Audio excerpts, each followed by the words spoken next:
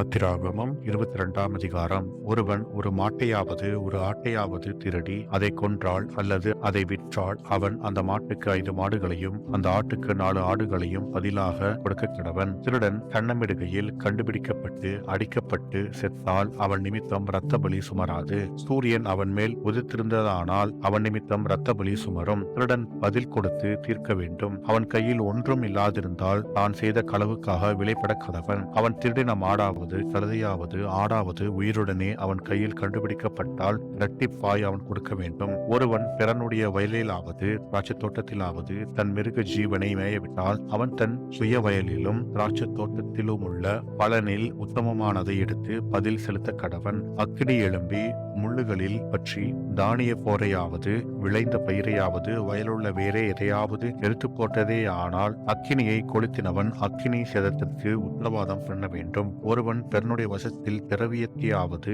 உடைமைகளையாவது அடைக்கலமாக வைத்திருக்கும் போது அது அவன் வீட்டிலிருந்து திருடுபட்டு போனால் திருடன் அகப்பட்டானாகில் அவன் அதற்கு இரட்டிப்பாக கொடுக்க வேண்டும். திருடன் அகப்படாதே போனால் அந்த வீட்டுக்காரன் தானே பிறனுடைய பொருளை அபகரித்தானோ இல்லையோ என்று அறியும்படி நியாயாதிபதிகளிடத்தில் அவனை கொண்டு போக வேண்டும். காணாமற் போன மாடு கழுதை ஆடு வஸ்திரம் முதலியவைகளில் யாதொன்றை பிறனொருவன் தன்னுடையது என்று சொல்லி குற்றஞ்சாற்றினால் இருதரத்தாருடைய வழக்கும் நியாயாதிபதிகளிடத்தில் வரக்கிடவது. நியாயாதிபதிகள் எவனை குற்றவாளி என்று தீர்க்கிறார்களோ அவன் மற்றவனுக்கு இரட்டிப்பாக கொடுக்க கடவன். ஒருவன் தன் கழுதையாவது மாட்டையாவது ஆட்டையாவது மற்ற யாதொரு மிருக ஜீவனையாவது பிறன் வசத்தில் விட்டிருக்கும் போது அது செத்தாலும் சேதப்பட்டு போனாலும் ஒருவரும் காணாதபடி ஓட்டிக் கொண்டு போகப்பட்டாலும் அவன் தான் பிறனுடைய பொருளை அபகரிக்கவில்லை என்று கர்த்தர் பேரில் இடும் ஆணை அவர்கள் இருவருக்கும் நடுத்தீர்க்க கடவது. உடையவன் அதை அங்கீகரிக்க வேண்டும், மற்றவன் பதிலளிக்க வேண்டுவதில்லை. அது அவன் வசத்திலிருந்து திருடப்பட்டு போயிற்றானால்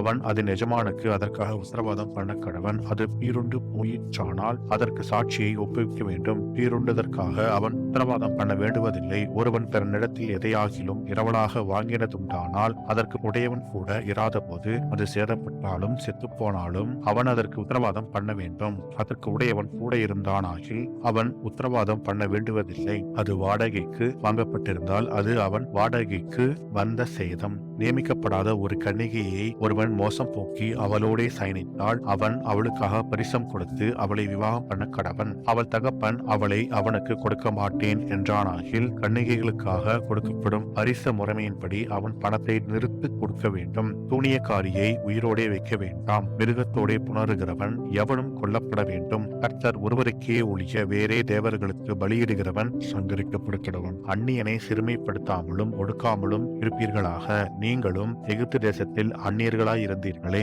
விதவையையும் திக்கற்ற பிள்ளையையும் ஒடுக்காமல் இருப்பீர்களாக. அவர்களை எவ்வளவாகிலும் ஒடுக்கும் போது அவர்கள் என்னை நோக்கி முறையிட்டால் அவர்கள் முறையிடுதலை நான் நிச்சயமாய் கேட்டு கோபம் மூண்டவராகி உங்களை பட்டயத்தினால் கொலை செய்வேன். உங்கள் மனைவிகள் விதவைகளும் உங்கள் பிள்ளைகள் திக்கற்ற பிள்ளைகளும் ஆவார்கள். உங்களுக்குள் சிறுமைப்பட்டிருக்கிற என் ஜனங்களில் ஒருவனுக்கு நீங்கள் பணம் கடனாக கொடுத்திருந்தால் வட்டி வாங்குகிறவர்கள் போல அவனிடத்தில் வட்டி வாங்க வேண்டாம். பிறனுடைய வஸ்திரத்தை ஈடாக வாங்கினால் பொழுது போகும் முன்னே அதை அவனுக்கு திரும்ப கொடுத்து விடுவாயாக. அவன் போர்வை அதுதானே, அதுவே அவன் தன் உடம்பை மூடிக்கொள்ளுகிற வஸ்திரம். வேறு எதினாலே பொற்றிப்படுத்திக் கொள்ளுவான். அவன் என்னை நோக்கி முறையிடும் போது நான் அவனுக்கு செவி கொடுப்பேன். நான் இரக்கமுள்ளவராய் இருக்கிறேன். நியாயாதிபதிகளை தூஷியாமலும் உன் ஜனத்தின் அதிபதியை சபியாமலும் இருப்பாயாக.